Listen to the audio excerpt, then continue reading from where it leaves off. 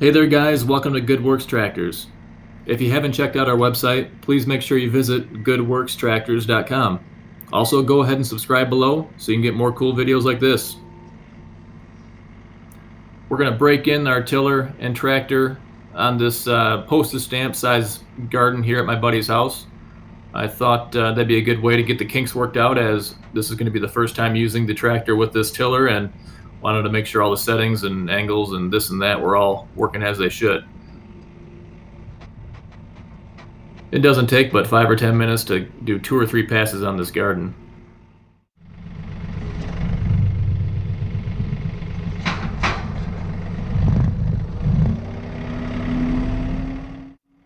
So you'll see I do 2 or 3 passes. The first is really just to break up the sod. A lot of moisture in it, and it's pretty thick. And so you'll see it's kind of clumpy. You can see all the clumps there as it's going through, and so the second and third pass are really just to break up those clumps even more and give them a little bit smoother planting bed. Really though, it's over in just a matter of minutes. Probably took longer to unstrap it and unload the tractor than it did to actually do the tilling.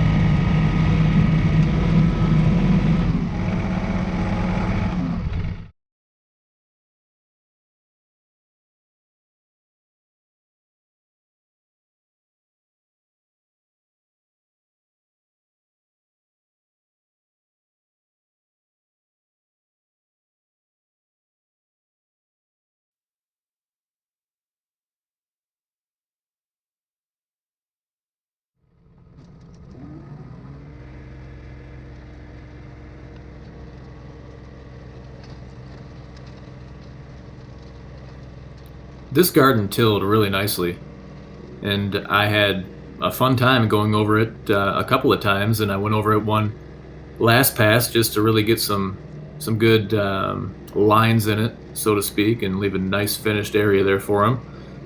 But it was a challenge. I mean, the whole thing was surrounded by this chicken wire fence, and it was tough to make sure that I was getting as close as I could to the edge without tangling up the tiller or the tractor and that fencing. And then on the front end, I was constantly trying to keep the loader up high enough. Same thing with the front of the tractor to prevent that from snagging or running into something as well. So, there's a lot of back and forth and smaller tilling paths than I normally would be used to, but just kind of got to work with what you have. So regardless, I thought the tiller did a great job. It's functioning really well. I didn't have a problem with it all day.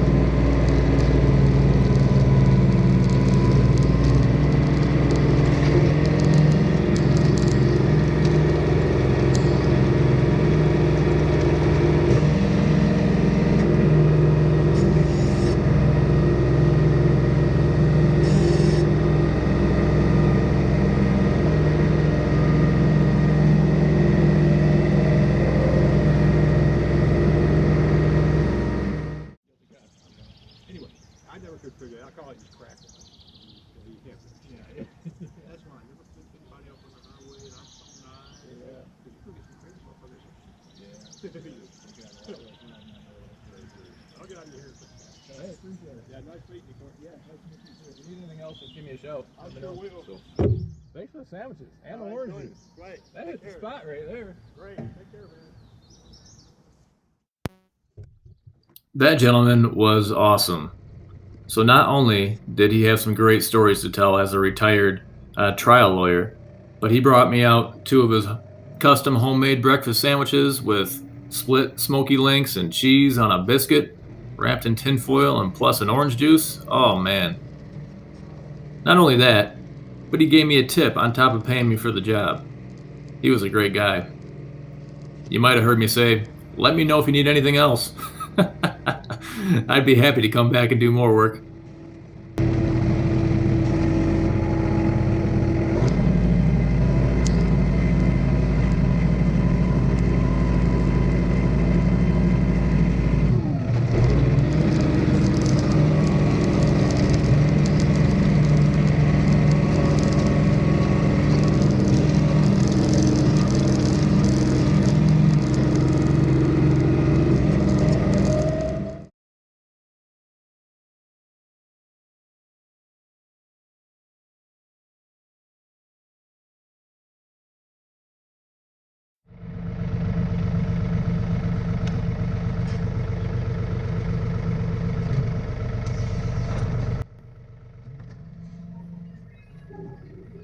So I didn't get much of this garden being tilled. I don't know why my GoPro must have been acting up, but there was a ton of manure. They have a little bit of everything out here: chickens, donkeys, horses, turkeys, potbelly pigs, you name it. So over the course of the winter, they throw everything out here. They also had a big compost pile that they asked me to spread out as best as I could with the bucket and till that in. So this definitely required a couple of passes here. The first one was a little bit rocky getting it going, but tiller handled it pretty well, actually really well. You know, didn't make much of a difference to that when it was tilling up. But I had to go fairly light on the first pass to try to get the clumps smoothed out and spread out, and then the second pass was more of a deep till to get into the earth underneath it versus just a compost, and then tilled all up nicely. So did a good job.